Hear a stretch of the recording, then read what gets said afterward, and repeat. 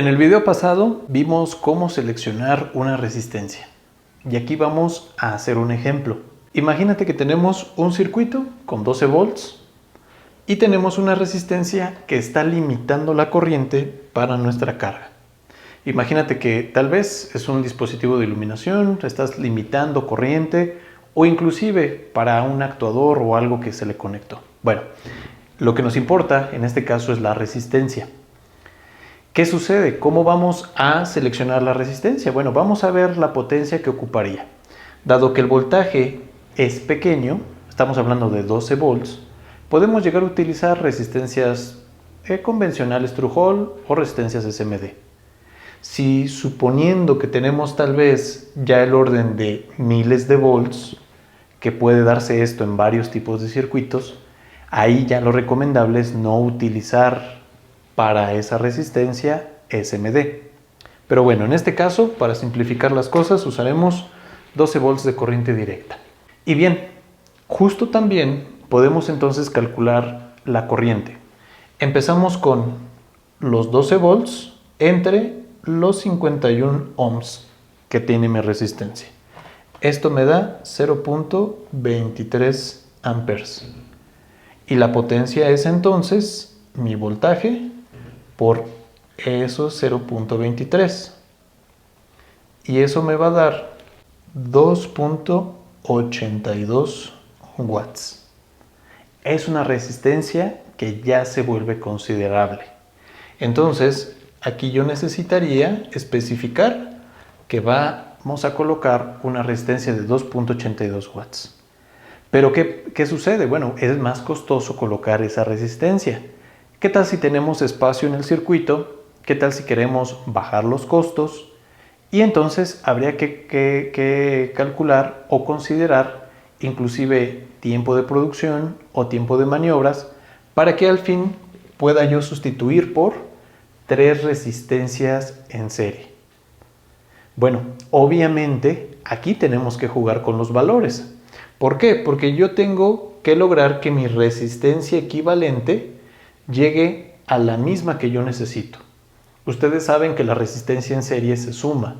Entonces, yo aquí tendría 36 ohms, sumando estas dos de 18, más 15, llegaría a mis 51 ohms. Nos da los 51 ohms que tenemos por acá.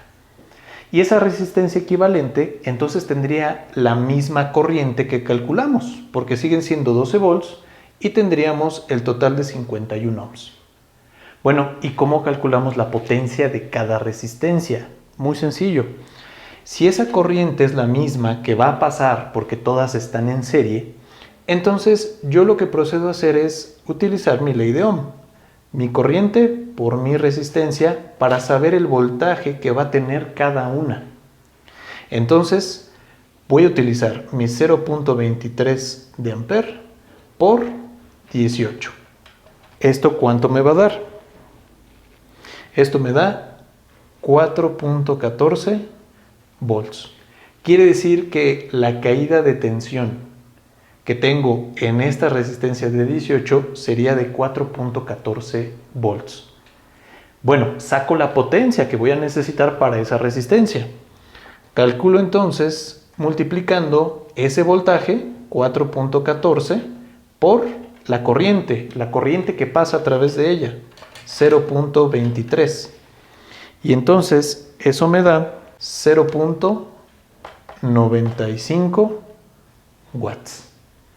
Quiere decir que para cada una de ellas, entonces, yo necesitaría una resistencia que soporte al menos 1 watt. Y eso estaríamos ya cerquita del límite. Bien, para cada una de estas de 18 ohms necesitaría 0.95 watts al menos. Y para la de 15 ohms hacemos lo mismo. Entonces es lo mismo mi corriente, que son 0.23 amperes. Voy entonces yo a sacar el voltaje, que es entonces los 0.23 amperes por 15 ohms. Y esto me da 3.45 volts. Ok, 3.45 volts que voy a tener ahí. Ahora, este voltaje que yo estoy teniendo, vamos a multiplicarlo nuevamente por la corriente. 3.45 por 0.23. Y miren cómo va a bajar la potencia. Eso nos da un total de 0.79 watts.